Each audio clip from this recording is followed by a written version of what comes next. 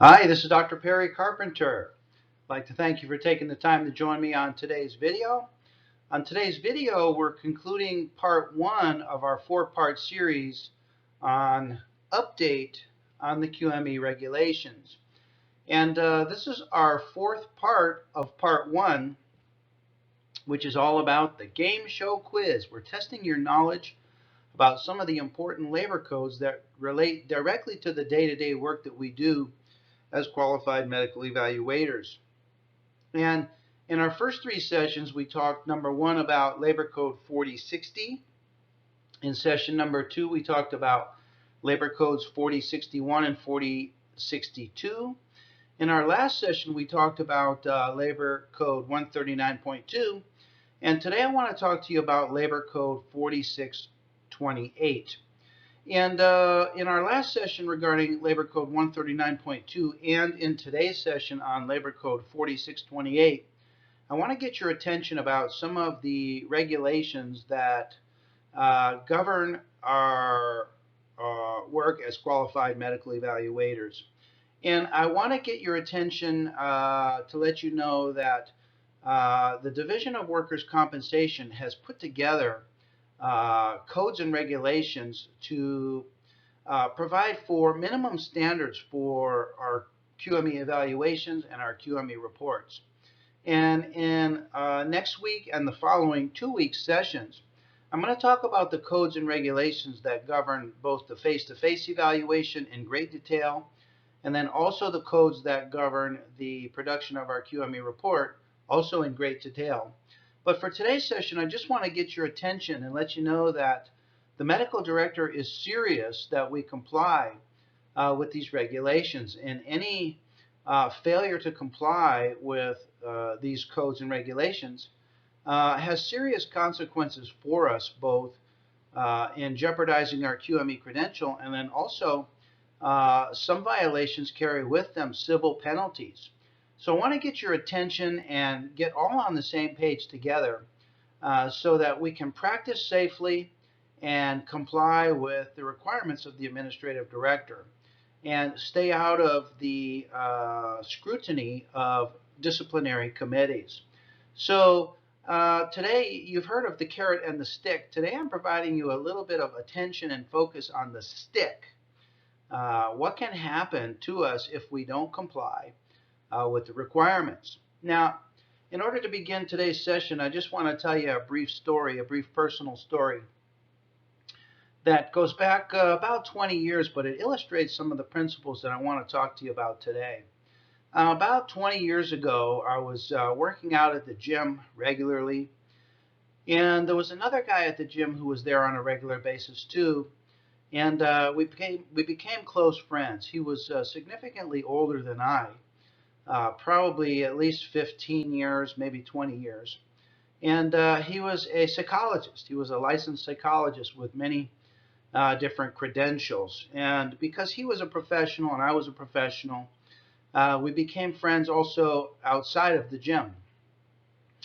And I remember one occasion when we were having a big weightlifters breakfast together.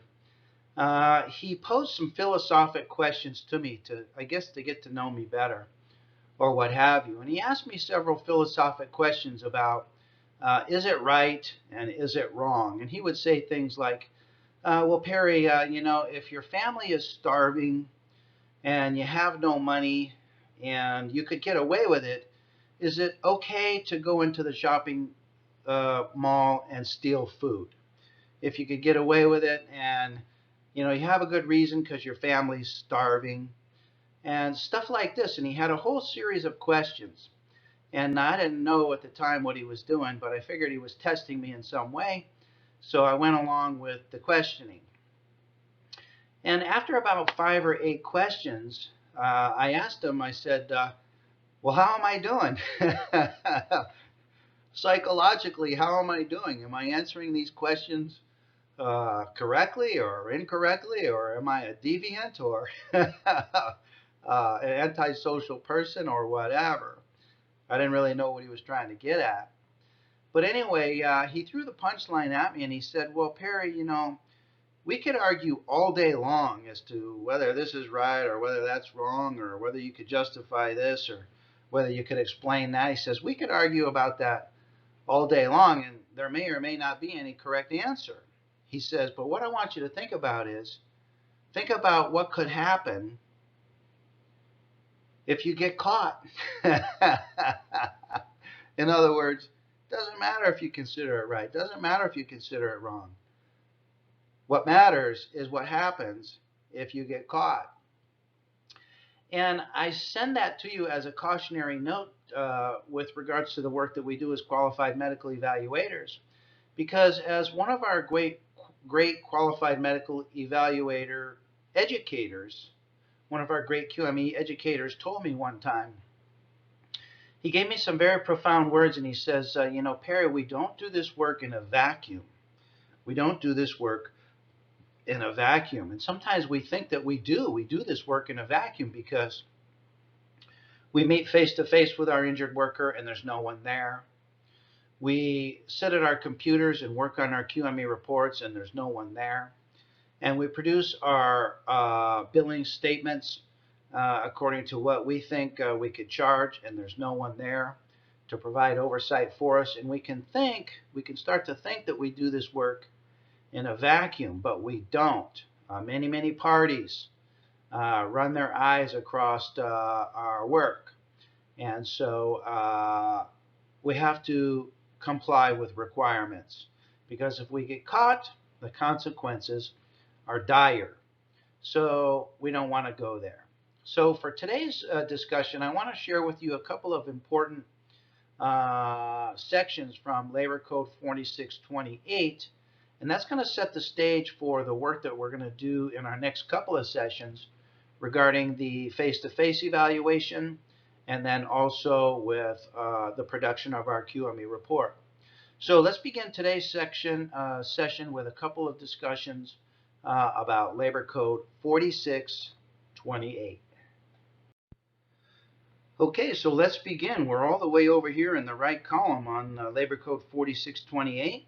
We've already done all these other labor codes in prior discussions, so if you have not had a chance to participate in those discussions, you're going to want to look those up and go through those. They contain many valuable insights regarding each of those codes. So let's begin with 4628 today and start with a 10-point question. Labor Code 4628 for 10 points. Is this true or false? Labor Code 4628 describes the forms that must be submitted with the QME report based on whether the employee is represented or unrepresented.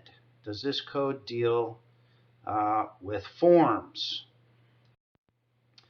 Well, no, this code does not deal with forms. Forms are described in California Code of Regulations 36. And I mention this here now just to pique your interest for an upcoming discussion where we talk about the codes and regulations that are involved with the production of our QME report. And in that discussion, we will talk about CCR 36. But for today's discussion, Labor Code 4628 deals with QME procedures and the requirements of the QME report. So let's talk about some of those procedures and requirements. Okay, let's go to 4628 for 20 points. True or false? Under Labor Code 4628, as long as they are under direct doctor supervision, meaning you as the qualified medical evaluator, another person can take the examinee history or can perform certain examination procedures. And I'm thinking back to a time when I myself, about 10 years ago, had a surgical procedure to repair inguinal hernia. And as I was recovering from the inguinal hernia, I had an associate doctor in my office attend me and accompany me to one of my QME evaluations. And I sat there and I took the history on my laptop, but I was unable to do examination procedures. So I directed my associate doctor to do the examination procedures, and then I interpreted the procedures, but he actually performed the examination procedures. So the question is this allowable or is this not allowable? Well, this is actually not allowable, and I did not know that at the time. As I said, this goes back about 10 years ago. But the code section 4628A says, except as provided in subdivision C, and we'll talk about that in a minute, no person, other than the physician who signs the report, which is you, except a nurse performing those functions routinely performed by a nurse, such as taking the height, weight, blood pressure, pulse, and stuff like that, shall examine the injured employee or participate in the non-clerical preparation of the report, including all of the following. Number one, taking a complete history has to be done by you. Number two, reviewing and summarizing prior medical records has to be done by you. Number three, composing and drafting the conclusions of the report has to be done by you. Many doctors have their conclusions composed and drafted by third parties, and they simply sign the report, but that's a violation of this subdivision. All of these things have to be done by you. Now, we're going to see that there is an exception, except as provided in subdivision C, as relates to the history and reviewing and summarizing medical records. There is an exception, but I recommend that you review and summarize the prior medical records yourself. Do it yourself in order to comply with this subdivision. Okay, and certainly all physical examination procedures and composing and drafting the conclusions of the report has to be done by you. They must be your opinions and your conclusions. Okay, Labor Code 4628 for 30 points. Some doctors have other third parties write their reports for them, as we just mentioned. Under Labor Code 4628, this is permissible as long as the QME doctor agrees with the opinions and conclusions of the third party writer. Is that true or is that false? Is this permissible? Well, we just talked about that. Composing and drafting the conclusions of the report have to be done by you, the doctor. And a specific example of this comes to my mind. I recently spoke with a doctor who told me that when he does range of motion measurements, he simply provides his range of motion measurements and all of his physical examination findings, for that matter. He provides them to a third party. And then the third party runs all of those examination findings through some software and comes up with what they have determined to be the permanent impairment rating, for example, for the cervical spine or for the shoulder, etc. And I spoke to this doctor, and we were reviewing his range of motion measurements and coming up with our own permanent impairment ratings. And the doctor actually did not know how to use the charts and the tables and the AMA guides in order to come up with his impairment rating related to range of motion findings and other physical exam findings as well. He didn't even know how to do it. And so the conclusions for permanent impairment and the remainder of the conclusions of the report, which were based upon the permanent impairment rating, were not actually his own conclusions. So make sure that you know how to do those procedures and that all of the opinions and conclusions throughout the entirety of your report, every single opinion and every single conclusion comes from you, and that you can back that up with substantial medical evidence. Okay? Labor Code 4628. Let's now go to question number 4 for 40 points. Many QME evaluators have more than one examining office. At least for first QME evaluations, the evaluation must be performed at the same location as the location listed on the QME panel. True or false? Is this true or false? No one but the evaluating doctor actually knows where the evaluation was performed. In other words, can you be sneaky guy doctor and perform the QME evaluation at a location different than the location that's listed on the QME panel? Well, that's not true. That's not true because according to section 4628B, your report shall disclose the date when and the location where the evaluation was performed. Why would this regulation, this subdivision of 4628 be in place? Well, it's in order to keep us honest and to keep us within the location that's described on the QME panel. And many doctors in the past have had the practice of moving patients around for the convenience of the doctor.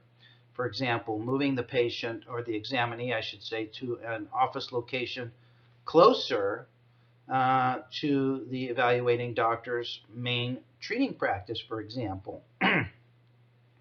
And they reason that, well, no one will ever know, no one will ever discover this. And this new addition to this subdivision requires that we disclose the location where the evaluation was performed. Okay, so they got one step ahead of us for those doctors who were trying to beat the system. Okay, Labor Code section 4628 for now 50 points. True or false? You can perform QME evaluations at any location that you want. You get away with this by just not citing the location in your report. In other words, you create an omission in your report where you fail to disclose. You just skip it. You just fail to disclose the location where you did the evaluation. Because that way, when you fail to disclose it, the other party won't know that you actually moved the examination to a different location. That's how you get away with this. Is that true or is that false? Well, that's false, and we just talked about that you're required to disclose the location where the evaluation took place. You're required, and an omission of this requirement is a failure to comply. And the penalties for failure to comply are stiff and steep. So the failures to comply affect both our QME credential and also carry with them some civil ramifications as well.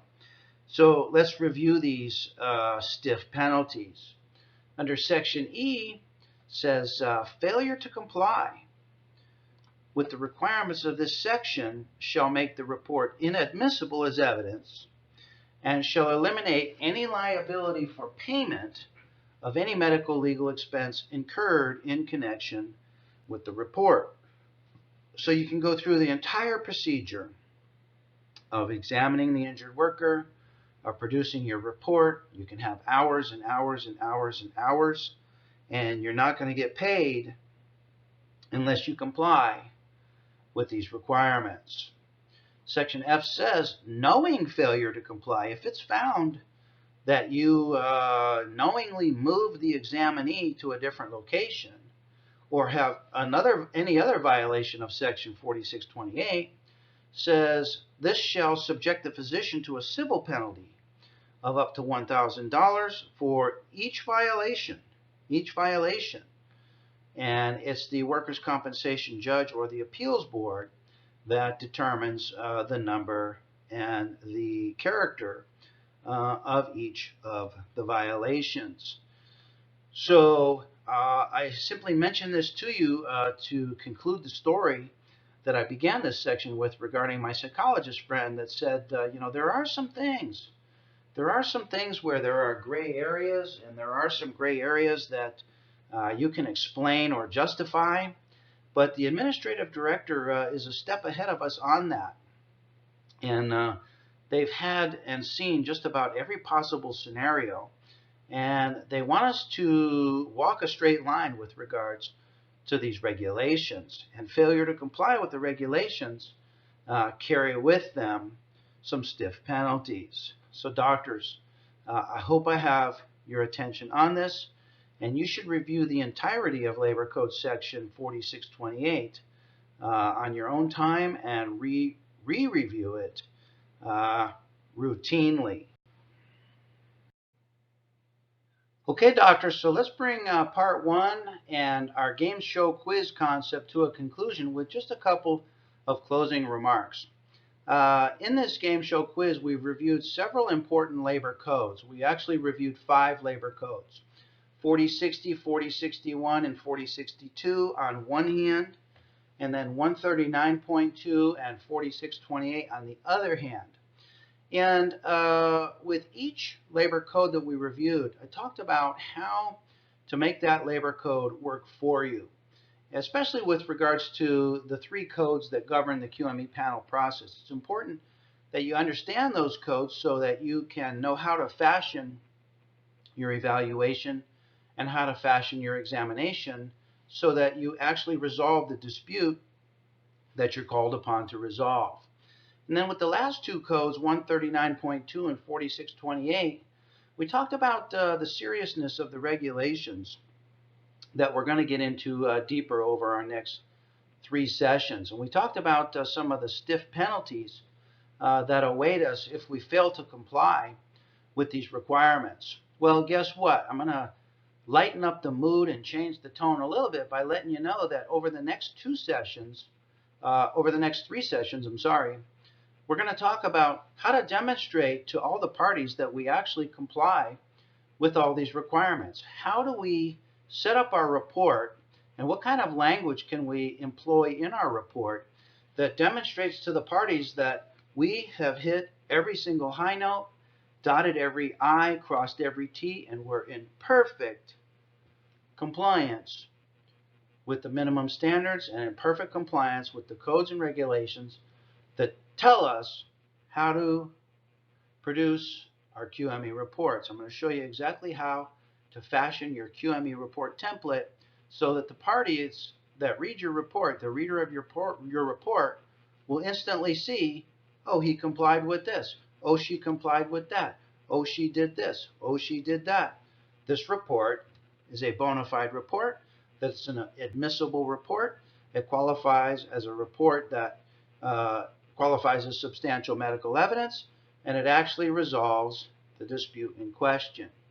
So this has been all introductory material in order to get your attention and to perk up your antennas for our next 3 sessions. So in our very next session, I'm going to talk to you about the codes and regulations that govern the face-to-face evaluation, and we'll do that in 1 session. And then following that, we're going to have 2 sessions wherein we talk about the codes and regulations that govern the production of your QME report. So I have a fabulous program for you. It's going to take an additional 3 sessions to complete, but by the end of those 3 sessions, you're going to be an infinitely better evaluator, and you'll be able to relax easily and breathe easily knowing that you're doing a fabulous job, and that the reader of your report will be impressed with your final work product. So this is Dr. Perry Carpenter. I look forward to being with you over the next several sessions as we get into the nuts and bolts of our 4-part series, which is entitled The Update on the QME Regulations.